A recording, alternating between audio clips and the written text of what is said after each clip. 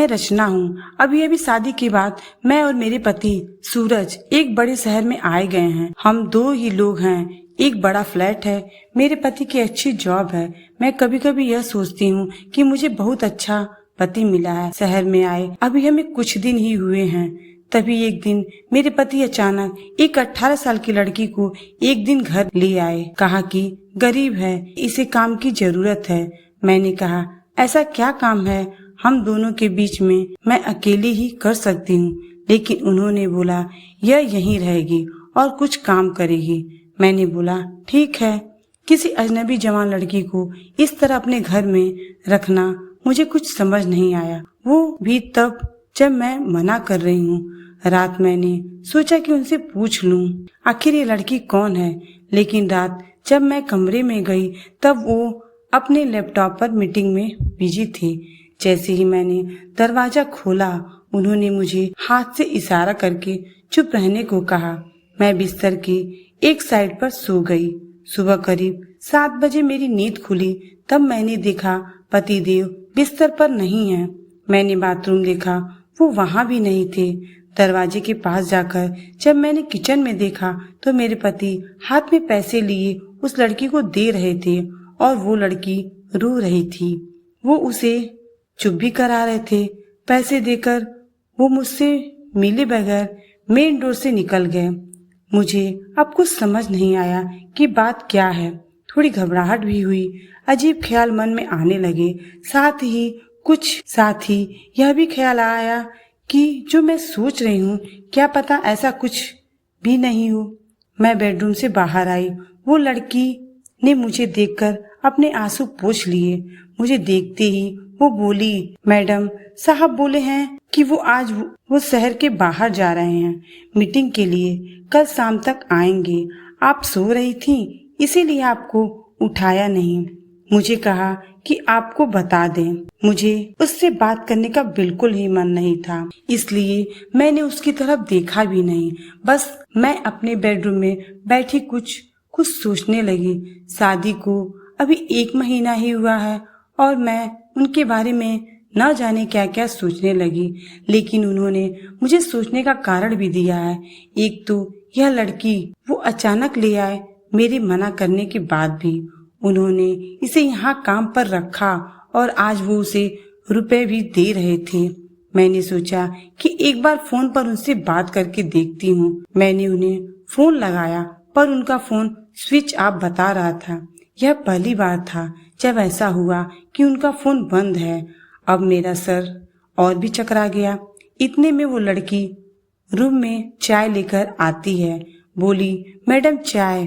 मैंने भी उसको पूछा, तुम्हारा नाम क्या है? बोली, राखी। उसके पास फोन भी था और अब वो वाइब्रेट हो रहा था। फोन को रिसीव को दौड़कर मेरे बेडरूम से बाहर गई। मुझे दूर से अब यही सुनाई दे रहा था कि उसने कहा मैं आती हूँ। मेरे बेडरूम से कहती है, मैडम मैं 2 घंटे में आती हूँ, मुझे कुछ काम आ गया है। इतना बोलकर वो मेरी हाँ सुने बगैर ही चली गई। मैं कुछ बोल ही नहीं पाई।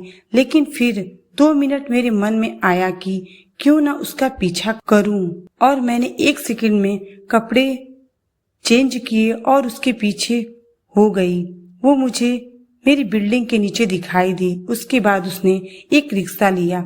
मैंने भी रिक्शा लेकर उसका पीछा किया। रिक्शा एक पतली सी गली में रुका। वो वहां से उतरकर पैदल चलने लगी।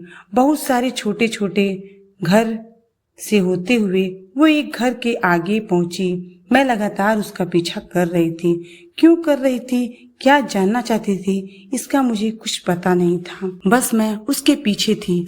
दरवाजा खुला और खुलते ही वो लिपट गई। उसकी माँ से जोर से माँ और बेटी दोनों रोने लगी। दरवाजा बंद करना भी भूल गए। मुझे लगा कि अब मुझे सामने जाकर बात करनी होगी कि परेशानी क्या है। मैं उसके सामने गई। मुझे देखकर लड़की बोली, मैडम आप यहाँ पर? मैंने कहा तुम्हारे साहब भूल गए थे कि तुम्हारा ध्यान रखना। उसकी रोती हुई माँ बोली कि ऐसा इंसान बहुत कम मिलते हैं। मैंने पूछा, क्या परेशानी है, आप मुझे बताएं। माँ बोली कि उसके पिता साहब ऑफिस में सिक्योरिटी में नौकरी करते थे। अचानक हार्ट अटैक से उनका देहांत हो गया।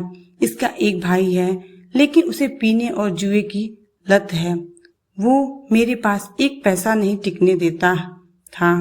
मैं अपनी परेशानी लेकर साहब के पास गई और उन्होंने पैसों से हमारी मदद की। साथ ही उन्हें जब मैंने बताया कि उसका भाई ऐसा है, तो उन्होंने कहा कि इसका यहाँ रहना सही नहीं है, इसलिए वो इसे अपने घर को ले गए। मैं इनकी बातें सुन ही रही थी कि उनका फोन आया। मैंने फोन रिसीव किया। सूरज बोले कि उनका फोन रात में मीटिंग की वजह से चार्ज नहीं हो सका था, इसके कारण बंद आ रहा था। मुझे पूछा कि कहाँ हो, तो मैंने बोला कि मैं उनके घर आई हूँ। सूरज बोला, हाँ मैं रात में तुम्हें बताने वाला था, पर मीटिंग की वजह से लेट हो गया और तुम सो गई। मुझे उस समय जो सही लगा वो मैंने किया, इसलिए मैं उसे तुम्हारे पास ले आया। मैंने कहा, बिल्कुल ठीक किया आपने। लड़की को लेकर फिर मैं अपने फ्लैट चली गई। अब मैं उसे और अपने पति दोनों को और भी ज्यादा प्यार करने लगी।